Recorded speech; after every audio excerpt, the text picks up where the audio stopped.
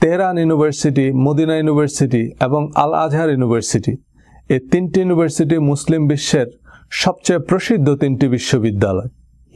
কিন্তু ইসলামের ইতিহাস, হাদিস, এমনকি কোরআনিক বিশ্লেষণ বা তাফসিরের ক্ষেত্রে এই তিনটি বিশ্ববিদ্যালয়ের শিক্ষক বা গবেষকদের মধ্যে উল্লেখযোগ্য মতপার্থক্য আছে। তেহরান ইউনিভার্সিটি শিয়া মতবাদ, মদিনা ইউনিভার্সিটি ওয়াহাবি বা সালাফি মতবাদ এবং আল আজহার কিছুটা পশ্চিমা বা সেকুলার ধারণা পোষণ করে, কারণ গত কয়েক শতাব্দী মিশর পশ্চিমা বিশ্বের প্রত্যক্ষ বা পরোক্ষ উপনিবেশ। শিয়া মুসলিমরা তাদের তালিকাভুক্ত আহলে বাইতের হাদিসগুলোকেই মানে, সুন্নিরা আবার সেসব হাদিস জানেও না।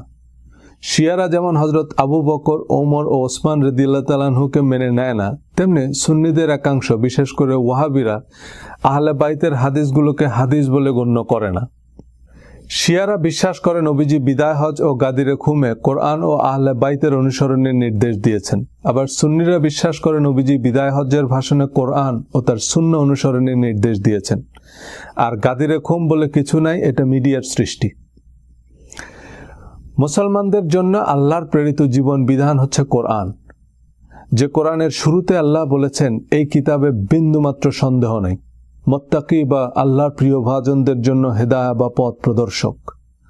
আর সর্বশেষ নাজিলকৃত আয়াতে বলেছেন, আজ আমি তোমাদের জন্য তোমাদের ধর্মকে পরিপূর্ণ করে দিলাম এবং তোমাদের জন্য আমার নিয়ামতকে সম্পূর্ণ করে দিলাম এবং ইসলামকে তোমাদের ধর্ম হিসাবে অনুমোদন দিলাম।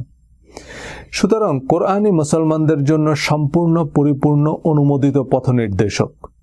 কোরআনে শিয়া, সুন্নি, ওয়াহাবি, সালাফি, হানাফি, সৌদি, ইরান, মিশর, ওয়েস্টার্ন কোনো মতবাদ নেই।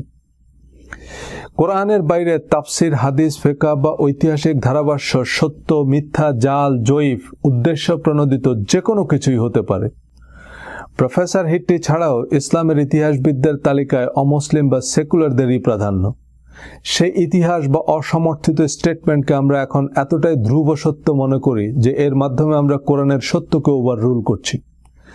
কোরআনের সরল পথ ভুলে মুসলমানরা আজ দলে দলে বিভক্ত, অথচ এই কোরআন আরবের ক্ষুদ্র ক্ষুদ্র গোত্রগুলোকে একত্র করে সারা পৃথিবীতে এক অজেয় শক্তিতে পরিণত করেছিল।